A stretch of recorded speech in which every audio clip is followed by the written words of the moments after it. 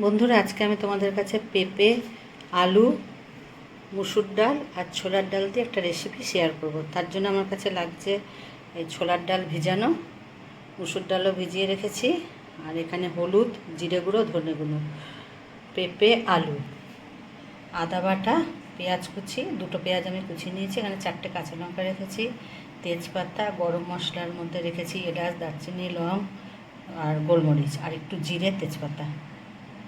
আমার তেলটা গরম হয়েছে, পেঁপেটাকে ভেজে আমি তুলে নেব।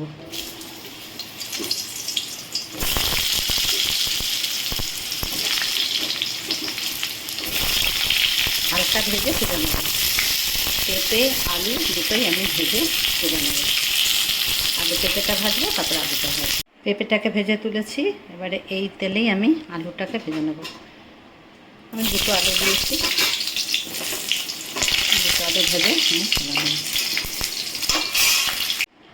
আমি আর তেল দেবো না, আলু ভেজে তুলে নিয়েছি। এই তেলেই আমি যে গরম মশলাগুলো তোমাদের দেখেছি সেটা ফোড়ন দিলাম। ফোড়ন দিয়ে এবার আমি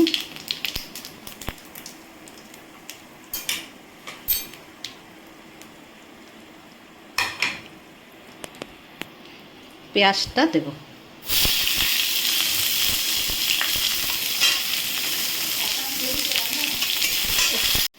দেখো পেঁয়াজটা হালকা পিঙ্ক রং ধরেছে। আমি তেল কিন্তু খুবই কম দিয়েছি। যেই তেলে পেঁপে ভেজেছি, আলু ভেজেছি, সেই তেলেই আমি ফোড়ন দিয়ে পেঁয়াজটা দিয়েছি।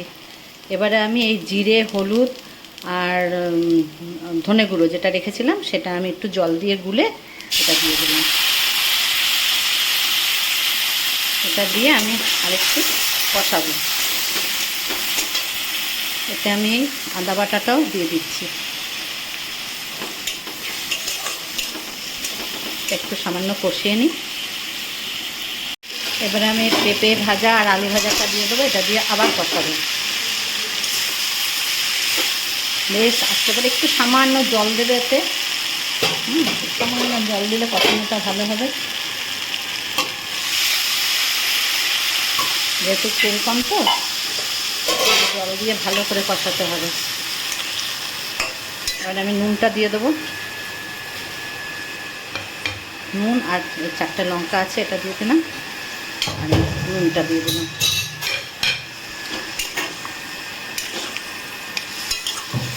এবার এটাকে ঢেকে রেখে আর একটু কষাবো।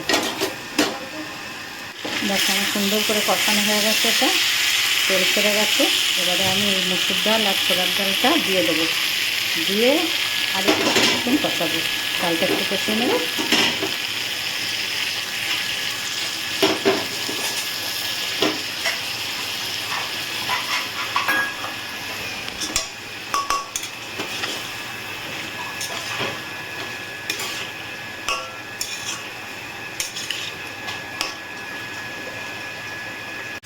দেখো আমার কষানো হয়ে গেছে, ডাল দিয়েও একটুখানি কষিয়ে নিলাম।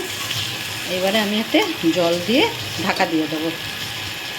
যতক্ষণ না আলু আর পেঁপেটা একটু নরম হবে।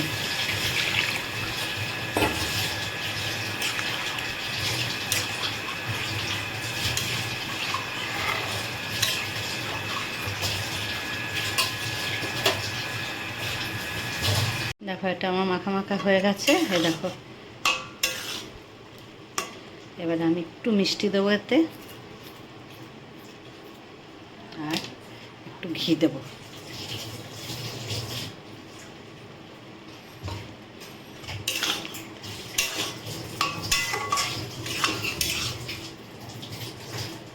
দেখো এটা আমার হয়ে গেছে। তোমাদের যদি আমার রেসিপিটা ভালো লাগে তাহলে লাইক করো, শেয়ার করো, আর সাবস্ক্রাইব করো, আর কমেন্ট করো।